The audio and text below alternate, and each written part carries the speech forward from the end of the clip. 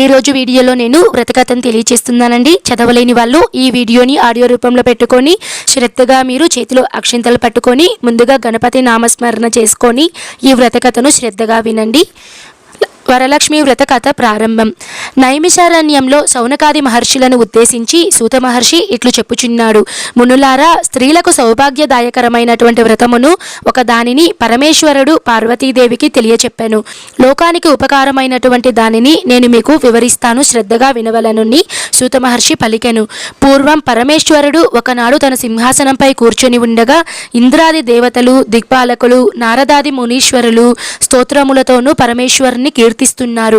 ఆ మహత్తర ఆనంద సమయంలో పార్వతీదేవి పరమేశ్వరుని ఉద్దేశించి, నాదా, స్త్రీలు సర్వ సౌభాగ్యములు పొంది పుత్ర పౌత్రాభివృద్ధితో తరించున్నటువంటి తగినటువంటి వ్రతమును ఒక దానిని చెప్పవలసిందిగా కోరుతున్నాను అని పార్వతీదేవి